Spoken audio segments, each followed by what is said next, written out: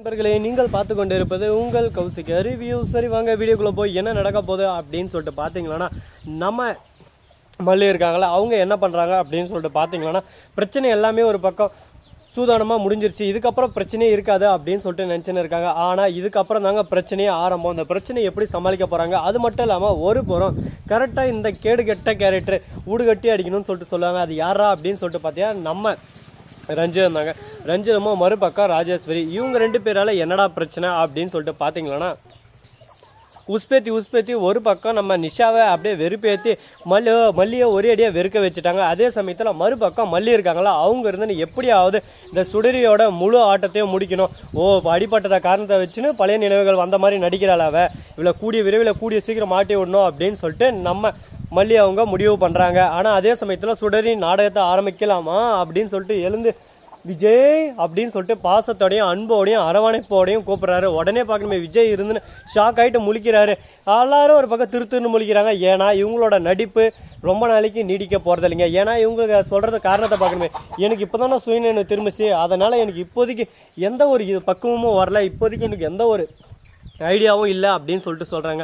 இதை கேட்டதும் இந்த காமெடியெல்லாம் வேற எங்கன்னா போய் பண்ணிக்கோ, என்கிட்ட பண்ணாத, நீ யார் என்ன எவர லொட்டு லொசுக்கு எல்லாமே எனக்கு தெரியும், என்கிட்ட வந்து இந்த பருப்பு கடையிற கதை இந்த எந்த கதையும் என்கிட்ட வச்சுக்கதை அப்படின்னு சொல்லிட்டு ஓப்பனாக பேசுகிறாங்க. இதனால் கடுப்பான நம்ம மல்லி என்ன பண்ணுறாங்க அப்படின்னு சொல்லிட்டு பார்த்தீங்கன்னா, மல்லி இருந்து உடனே பார்க்கணுமே இவங்க தான் ரேணுகாக்கா பற்றி நல்லாவே தெரியும். இடத்த உடனே எல்லா ஞாபகமும் வந்துருமா, கொஞ்சமாக தானே வரும், கடந்த காலத்தில் ஏதோ நடந்துச்சு இல்லை அதெல்லாம் கேளுங்க சொல்லுவாங்க அப்படின்னு சொல்லிட்டு சொல்கிறாங்க. அடியே சும்மா ஏடி நீ ஒரு பக்கம் மாட்டி போட்டு குத்துனுங்கிற, அவங்க வந்து ஒரு பக்கம் ஆமாம் கரெக்டு தான், இதை கேட்கலாமே அப்படின்னு சொல்லிட்டு யோசிக்க ஆரம்பிக்கிறாங்க. அதே சமயத்தில் அந்த இடத்த கரெக்டாக நம்ம ரகு மறுபக்கம் டாக்டர் வந்து இந்த மாதிரி நீங்கள் தொந்தரவு பண்ணக்கூடாது, கொஞ்சமாக தான் அவங்களுக்கு எல்லா நினைவும் திரும்ப வரும், அதை விட்டு நீங்கள் இடத்த உடனே அங்கே நடந்துச்சு இங்கே நடந்துச்சுன்னா அவங்களுக்கு எதுவும் தெரிய வராது, கொஞ்சமாக ஸ்லோவாக தான் அவங்களுக்கு ஒன்று புரிதல் எல்லாமே தெரிய வரும், நீங்கள் நினச்ச மாதிரிலாம் டக்குன்னு வராது அப்படின்னு சொல்லிட்டு சொல்லிடுறாங்க. இதை தெரிஞ்சுக்கிட்டு தான் சரி ஓகே இவங்க சொன்னது கரெக்டாக தான் இருக்கும் அப்படின்னு சொல்லிட்டு கரெக்டான ஒரு முடிவுன்னு எடுத்துக்கிறாங்க. அதே சமயத்தில் மறுபக்கம் என்ன நடக்க போகுது அப்படின்னு சொல்லிட்டு பார்த்தீங்கன்னா, கரெக்டாக நம்ம கதிரேசன் இருக்கார்ல அவர் வந்து அம்மாடி ரேணுகா உனக்கு பழைய நினைவெல்லாம் வந்துருச்சு, எனக்கு ரொம்ப சந்தோஷமா இருக்குமா, இந்த அப்பாவுக்கு இதை விட வேற சந்தோஷம் என்ன வேணும் சொல்லு பார்க்கலாம் அப்படின்னு சொல்லிட்டு சந்தோஷப்பட்டு இருக்காரு. ஆனால் தலைவனுக்கு இவ உண்மையான ரேணுகா இல்லை, இவ தான் சுடரி, ரேணுகாவை கொன்னது அந்த ராஜேஸ்வரி அப்படின்ற விஷயம் தெரிய வந்தா ராஜேஸ்வரியை சும்மா விடுவாங்களா, அப்படியே சும்மா நண்டு பிசுகிற மாதிரி பிசுகிறாங்க, அப்படியே ஒன்றுமே பண்ண முடியாது. கடைசியில் நண்டு ராசம் தான் ஒரு பக்கம் வச்சு ஆகணும். சரி இந்த மாதிரி தாங்க ஒரு பக்கம் பிரச்சனைகள் எல்லாமே போயிட்டு இருக்கு.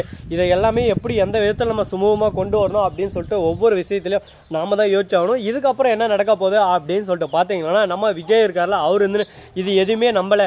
ஏன்னா ரேணுகா பற்றி நல்லா தெரியும், ரேணுகா எப்படி தன்னை கூப்பிடுவாங்கன்னு தெரியும், தான் விஜயின்னு சொல்லிட்டு கூப்பிட மாட்டாங்க, அவங்க கூப்பிட்ற விதமே பக்குவம் எல்லாமே வேற மாதிரி இருக்கும். ஆனால் இவங்க பேசுகிற விதம் எல்லாமே வேற மாதிரி இருக்குது, எனக்கு என்னமோ டவுட்டாக இருக்குது அப்படின்னு சொல்லிட்டு முடிவு பண்ணுறாங்க. இந்த முடிவு கரெக்டாக இருக்குமா இருக்காதா அப்படின்னு சொல்லிட்டு பார்த்தீங்கன்னா, அவங்க எடுக்கிற முடிவு கரெக்டாக தாங்க இருக்கும். இவங்களுக்கு தெரியாதா இவங்களுக்கு தெரிய போது சொல்லுங்க பார்க்கலாம். நம்ம விஜய் எந்த அளவுக்கு ஒரு பக்கம் பக்குவத்தில் இருந்தால் அவருக்கு தெரியாமல் இருக்கும், தான் மனைவி பல வருஷம் தான் கூட வாழ்ந்த மனைவி அவங்களுக்கு அவங்க எப்படி இருப்பாங்க எப்படி பேசுவாங்கன்னு சொல்லிட்டு தெரியாதா, சுயநினைவு இல்லாத போது சரி ஓகே ஏதோ ஒன்றுன்னு சொல்லிட்டு அட்ஜஸ்ட் பண்ணுவாங்க.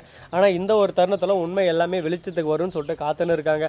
ஆனால் அந்த உண்மை எல்லாமே வெளிச்சத்துக்கு வருமா வராதா, என்ன நடக்க போகுது ஏது நடக்க போதா அப்படின்னு சொல்லிட்டு தெரியாமல் குழப்பத்தில் தான் ஒரு பக்கம் எல்லாருமே போயிட்டு இருக்காங்க. சரி இந்த மாதிரி எல்லாம் ஒரு பக்கம் போயிட்டு இருந்தாலும் அதே சமயத்தில் மறுபக்கம் என்ன நடக்க போகுது அப்படின்னு சொல்லிட்டு பார்த்தீங்கன்னா, நம்ம விஜய் வந்து மனசு விட்டு பேசவும் முடியல, மனசு விட்டு விலகவும் முடியல. அதே சமயத்தில் நம்ம மல்லி கூட ரொமான்ஸ் பண்ணிருக்காரு. இதை தெரிஞ்சுக்கிட்ட நம்ம நிஷா இருந்து ஃபோன் பண்ணி, என்ன விஜய் மாமா கொஞ்சமான உங்க பொண்டாட்டி மேல அக்கறை இருக்கா, என் பொண்டாட்டி மேல அக்கறை இருக்கிறதுனால என் பொண்டாட்டி கூட இருந்தே பொண்டாட்டி கவனிச்சுன்னு இருக்கேன் அப்படின்னு சொல்லிட்டு சொல்ல, அவதான் உங்க பொண்டாட்டினா எங்க அக்கா அப்பா யாரு அப்படின்னு சொல்லிட்டு கேட்குற, உங்க அக்காவா அப்படின்னு சொல்லிட்டு இழுக்கிறாரு.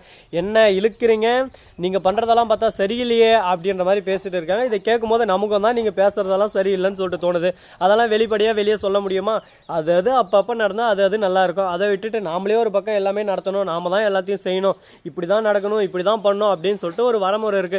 அந்த வரமுறைக்கு மேல போயிட்டு நீங்க ஆடாத ஆட்டமெல்லாம் ஆடினா அதுக்கு நாம என்ன பண்ண முடியும் சொல்லுங்க பார்க்கலாம். சரி முடிஞ்சிருச்சு. இதுக்கப்புறம் இதை பத்தி பேசி ஒரு பிரோஜனம் இல்லை, ₹1 பிரோஜனம் ஆக போறதில்ல.